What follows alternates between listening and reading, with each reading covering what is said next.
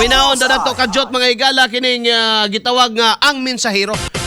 Di buta ni Kyle, ni katag po di mga higala da siyang Facebook page nga. Ang ira bang Facebook page, ang mensahero. Gani doon ay hangyo mga higala ang ang pamilyang bukol nga. Unta dili gamiton for the content. No, kung ugaling mga higala. Pero ingon po sila nga kung tinuod man ugaling na anda po sila mga higala nga kining depensahan bagay soon ang kini mga higalang gitawag nga star witness. Bullseye! Bullseye! Sige dong, maminaw na to dong.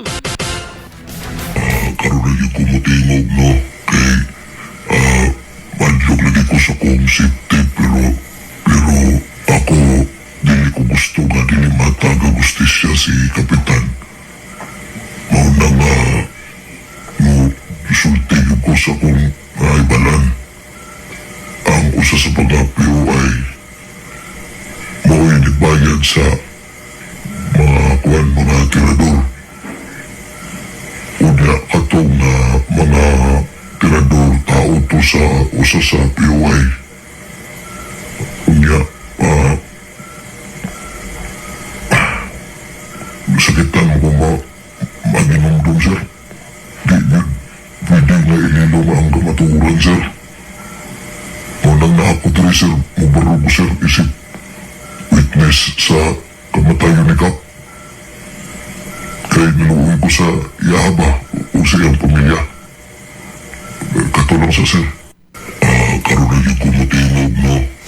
Bullseye! Bullseye! So, mao na mga higala, no? Pasensyahin ang tingog kay gitawag nag-distorted.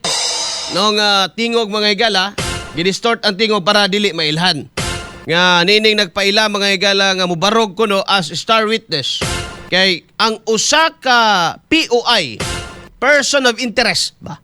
Wala may suspect pa diha. Kundili person of interest mga kaigsunan. No? Daghan sila gikonsidera og sa kitay pa istoryahon mga person of interest apil na sila Mayor Tata Sala.